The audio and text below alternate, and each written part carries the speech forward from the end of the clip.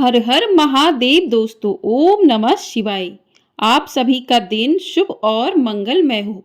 आप सभी को गुरु प्रदोष व्रत की हार्दिक शुभकामनाएं।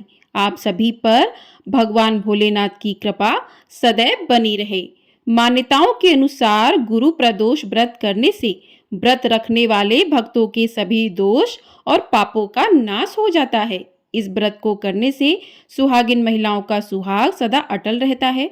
जो स्त्री पुरुष जिस कामना को लेकर प्रदोष व्रत को करते हैं, उनकी सभी मनोकामनाएं कैलाशपति भगवान शंकर जी की कृपा से पूर्ण होती हैं। आइए अब सुनते हैं गुरु प्रदोष व्रत की संपूर्ण कथा। सूत जी कहते हैं कि त्रयोदशी व्रत करने वाले को 100 गौ दान का फल भी प्राप्त होता है। इस व्रत को जो भी विधि विधान और तन मन धन से करता है, उसके सभी दुख दूर हो जाते हैं और उन भक्तों की सभी मनोकामनाएं पूरी होती हैं। अब मैं आपको सुनाने जा रही हूँ गुरु प्रदोष व्रत की बड़ी ही दुर्लभ कथा। आप सभी भक्तजन इन कथाओं को बड़ी ही श्रद्धा और प्रसन्नचित मन से सुनिएगा। एक बार प्रेम से बोलिए भगवान भोलेनाथ की जय। तो प्रिय श्रोताओं, एक बार इंद्र और वृत्तासुर की सेना में घनघोर युद्ध हुआ। देवताओं ने दैत्य सेना को पराजित कर नष्ट भ्रष्ट कर डाला। यह देखकर वृत्तासुर अत्यंत क्रोधित हो स्वयं युद्ध को उद्धत हुआ। आसुरी माया से उसने विकराल रूप धारण कर लिया। सभी देवता भयभीत होकर गुरुदेव बृहस्पति की शरण में पहुंचे। बृहस्पति महाराज बोले, पहले मैं तुम्हें वृत्तासुर का वास्तविक परिचय दे दूं। वृत्तासुर बड़ा तपस्वी और कर्मनिष्ठ है। उसने गंधमादन पर्वत पर घोर तपस्या कर शिव जी को प्रसन्न किया। पूर्व समय में वह चित्ररथ नाम का राजा था। एक बार वह अपने विमान से कैलाश पर्वत चला गया। वहां शिव जी के वाम अंग में माता पार्वती को विराजमान देखकर वह उपहास पूर्वक बोला कि हे प्रभो, मोह माया में फंसे होने के कारण हम स्त्रियों के वशीभूत रहते हैं, किंतु देवलोक में ऐसा दृष्टिगोचर नहीं हुआ कि स्त्री आलिंगनबद्ध हो सभा में बैठे। चित्ररथ के ये वचन सुन सर्वव्यापी शिव शंकर हंसकर बोले कि हे राजन, मेरा व्यवहारिक दृष्टिकोण पृथक है। मैंने मृत्युदाता कालकूट महाविष का पान किया है, फिर भी तुम साधारण जन की भांति मेरा उपहास उड़ाते हो। माता पार्वती क्रोधित हो चित्ररथ से संबोधित हुई, अरे दुष्ट, तूने सर्वव्यापी महेश्वर के साथ ही मेरा भी उपहास उड़ाया है। अतएव मैं तुझे वह शिक्षा दूंगी कि फिर तू ऐसे संतों के उपहास का दुस्साहस नहीं करेगा। अब तू दैत्य स्वरूप धारण कर विमान से नीचे गिर, मैं तुझे श्राप देती हूँ। जगदम्बा भवानी के अभिशाप से चित्ररथ राक्षस योनि को प्राप्त हो गया और त्वष्टा नामक ऋषि के श्रेष्ठ तप से उत्पन्न हो वृत्तासुर बना। गुरुदेव बृहस्पति आगे बोले कि वृत्तासुर बाल्यकाल से ही शिव भक्त रहा है। अतः हे इंद्र, तुम बृहस्पति प्रदोष व्रत कर शंकर भगवान को प्रसन्न करो। देवराज ने गुरुदेव की आज्ञा का पालन कर बृहस्पति प्रदोष व्रत किया और गुरु प्रदोष व्रत के प्रताप से इंद्र ने शीघ्र ही वृत्तासुर पर विजय प्राप्त कर ली और देवलोक में शांति छा गई। प्रेम से बोलिए उमापति शंकर भगवान की जय। हर हर महादेव। आइए अब सुनते हैं भगवान शिव की कथा, जिसे सुनने मात्र से भक्तों की सभी मनोकामनाएं पूरी होती हैं। बहुत समय पहले वास्कल नामक गांव में बिंदु नाम का एक ब्राह्मण रहता था। वह अधर्मी, दुरात्मा और महापापी था। उसकी स्त्री बहुत सुंदर थी। उसका नाम चंचला था।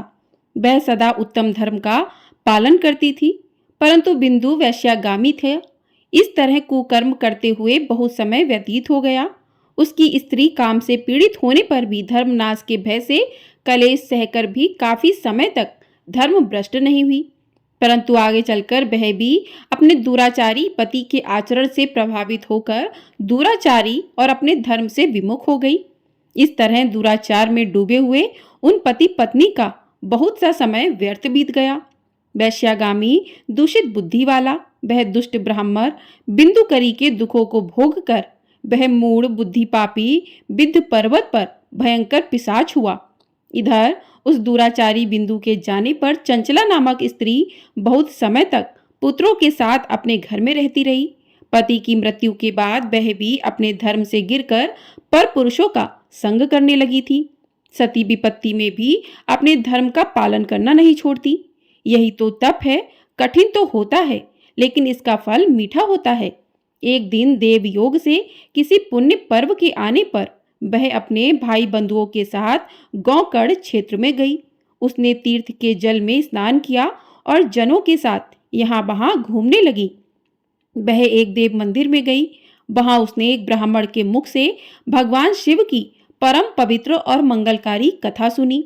ब्राह्मण कह रहे थे कि जो स्त्रियां व्यभिचार करती हैं वे मरने के बाद जब यमलोक में जाती हैं तब यमराज के दूत उन्हें तरह तरह से इंत्रणा देते हैं। वे उसके कामागार के डंडों से दागते हैं, तप्त लोहे के डंडों से उनका ससंग कराते हैं। यह सारे दंड इतनी वेदना देने वाले होते हैं कि जीव पुकार पुकार कर कहता है कि वह ऐसा नहीं करेगा, लेकिन यमदूत उसे छोड़ते नहीं हैं। कर्मों का फल तो सभी को भोगना पड़ता है। देव, ऋषि, मनुष्य सभी इससे बंधे हुए हैं। ब्राह्मण के मुख से यह वैराग्य बढ़ाने वाली कथा सुनकर चंचला भय से व्याकुल हो गई। कथा समाप्त होने पर सभी लोग वहां से चले गए। तब कथा बाँचने वाले ब्राह्मण से चंचला ने कहा कि हे ब्राह्मण, धर्म को ना जानने के कारण मेरे द्वारा बहुत बड़ा दुराचार हुआ है। स्वामी, मेरे ऊपर कृपा कर मेरा उद्धार कीजिए। आपके प्रवचन को सुनकर मुझे इस संसार से वैराग्य हो गया है। मैं मूढ़ चित्त वाली पापनी को धिक्कार है। मैं निंदा के योग्य हूँ। मैं बुरे विषयों में फंसकर अपने धर्म से विमुख हो गई थी। कौन मुझ जैसी मार्ग में मन लगाने वाली पापनी का साथ देगा? जब यमदूत मेरे गले में फंदा डालकर मुझे बांधकर ले जाएंगे और नरक में मेरे शरीर के टुकड़े करेंगे, तब मैं कैसे महायातनाओं को सहन कर पाऊंगी? मैं सब प्रकार से नष्ट हो गई हूँ। अभी तक मैं हर तरह से पाप में डूबी रही हूँ। हे ब्राह्मण, आप मेरे गुरु हैं, आप ही मेरे माता पिता हैं। मैं आपके शरण में आई हूँ। मुझ अबला का अब आप उद्धार कीजिए। इस प्रकार विलाप करती हुई चंचला ब्राह्मण देवता के चरणों में गिर पड़ी। तब ब्राह्मण ने उसे कृपापूर्वक उठाया और इस प्रकार कहा कि नारी, तुम सौभाग्यवती हो जो भगवान शंकर की कृपा से तुमने वैराग्यपूर्ण यह कथा सुनी है और कथा को सुनकर समय से अपनी गलती का एहसास कर लिया है। तुम डरो मत और भगवान शिव की शरण में जाओ। उनकी परम कृपा से तुम्हारे सभी पाप नष्ट हो जाएंगे।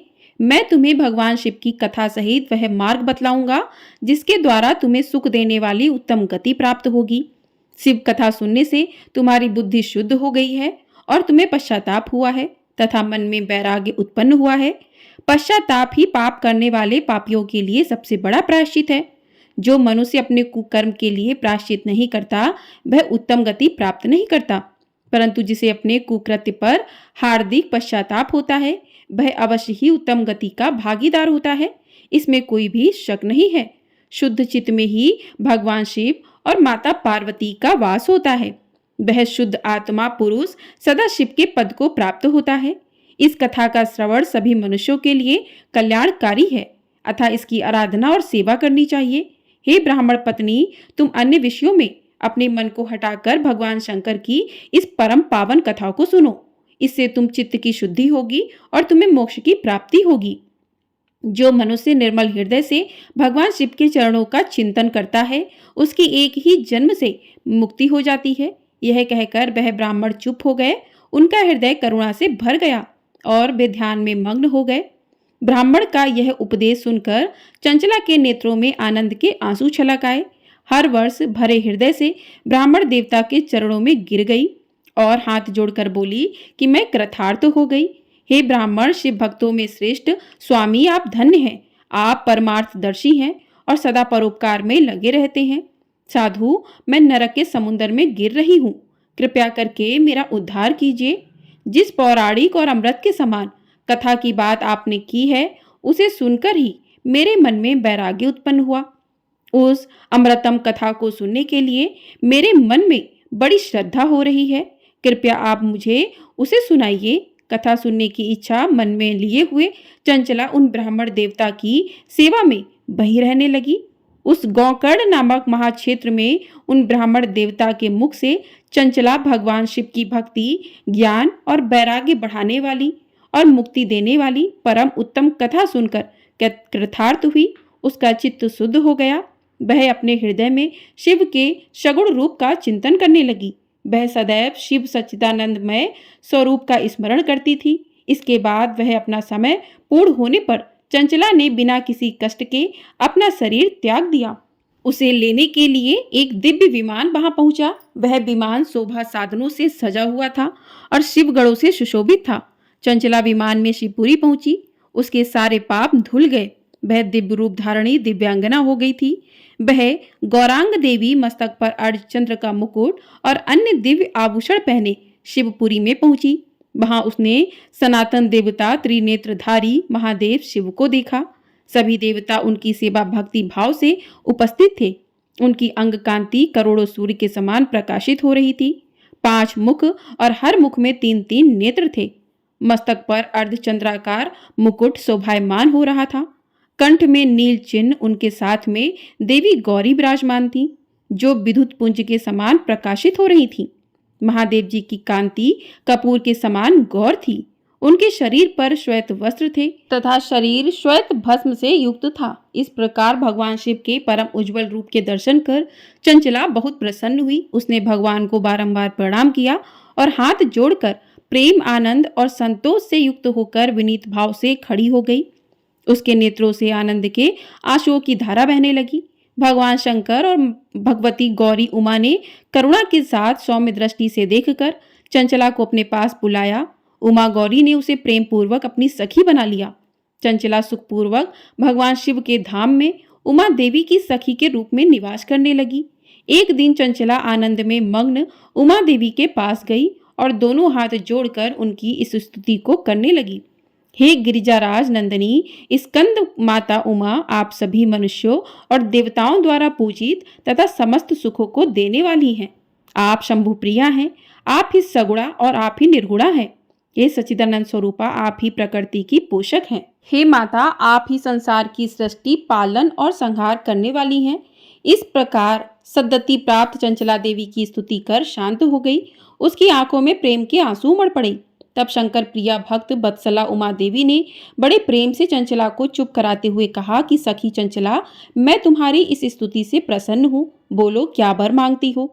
तब चंचला बोली कि हे गिरिराज कुमारी, मेरे पति बिंदु इस समय कहाँ हैं? उनकी स्थिति कैसी है, मुझे बताइए और कुछ उपाय कीजिए ताकि हम फिर से मिल सकें। हे महादेवी, मेरे पति एक शूद्र जाति वैश्या के प्रति आसक्त थे और पाप में ही डूबे रहते थे। गिरिजा बोली, बेटी, तुम्हारा पति बिंदु पापी था। उसका अंत बड़ा भयानक हुआ। वैश्या का उपभोग करने के कारण वह मूर्ख नरक में अनेक वर्षों तक अनेक प्रकार के दुख भोग रहा है। अब शेष पाप को भोगने के लिए बंद पर्वत पर पिशाच की योनि में रह रहा है। वह दुष्ट वही वायु पीकर रहता है और सब प्रकार के कष्ट सहता है। गौरी देवी की यह बात सुनकर चंचला अत्यंत दुखी हो गई। फिर मन को किसी तरह स्थित करती हुई दुखी हृदय से माँ गौरी से उसने एक बार फिर पूछा, हे महादेवी, मुझ पर कृपा कीजिए और मेरे पापी पति का उद्धार कीजिए। कृपा करके मुझे वह उपाय बताइए जिससे मेरे पति को उत्तम गति प्राप्त हो सके। तो गौरी देवी ने कहा, यदि तुम्हारा पति भगवान शिव की पुण्यम उत्तम कथा सुने तो वह इस दुर्गति को पाप करके उत्तम गति का भागी हो सकता है। अमृत के समान मधुर गौरी देवी के यह वचन सुनकर चंचला ने दोनों हाथ जोड़कर मस्तक झुकाकर उन्हें बार बार प्रणाम किया और प्रार्थना की कि मेरे पति को भगवान शिव की कथा सुनने की व्यवस्था कीजिए।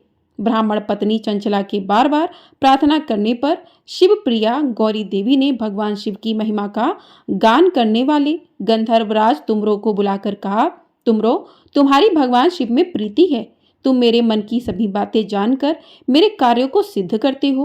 तुम मेरी इस सखी के साथ बंद पर्वत पर जाओ। वहां एक महाघोर और भयंकर पिशाच रहता है। पूर्व जन्म में वह पिशाच विंदुकारी हो गया था। वह स्नान, संध्या आदि नित्य कर्म छोड़कर अब पवित्र रहने लगा।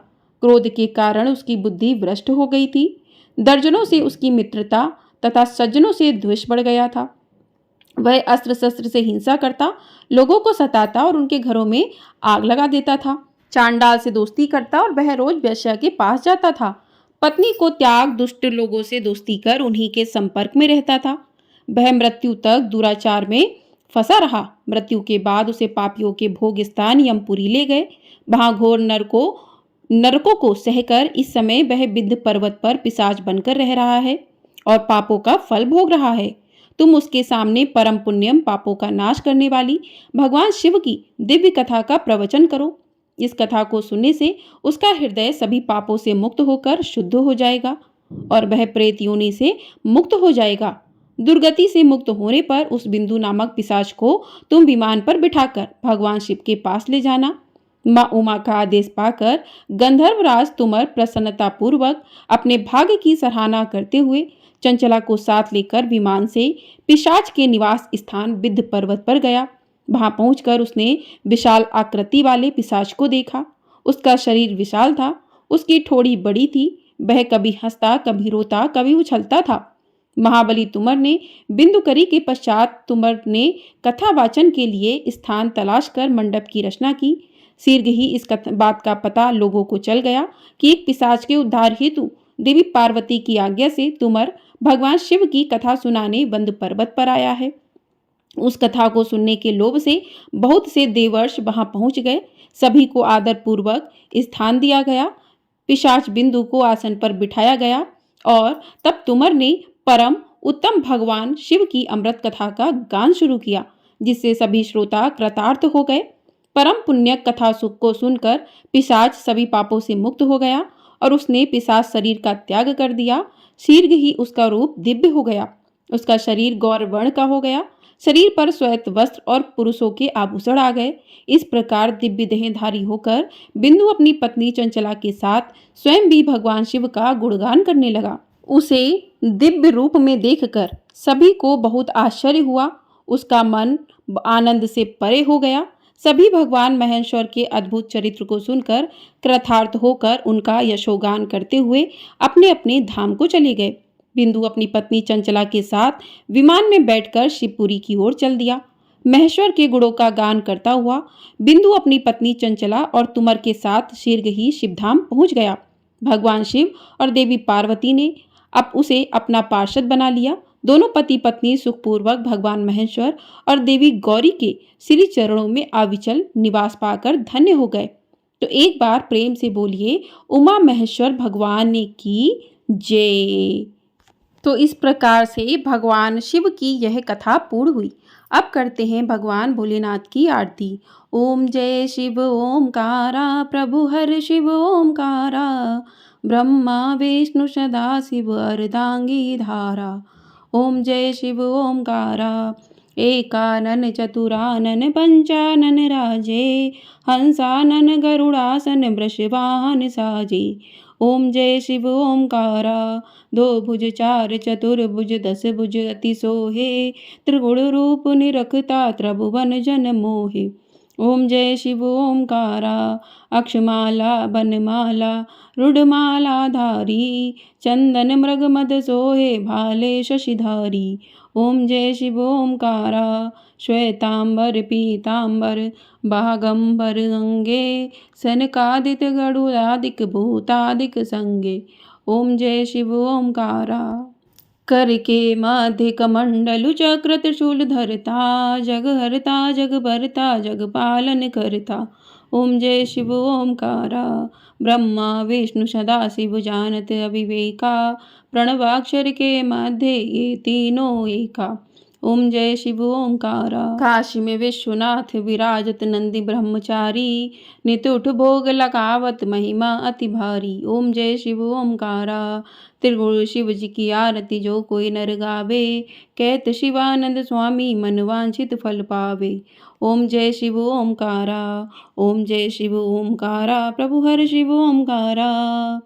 बोलिए भोलेनाथ की जय, बोलिए माँ पार्वती की जय।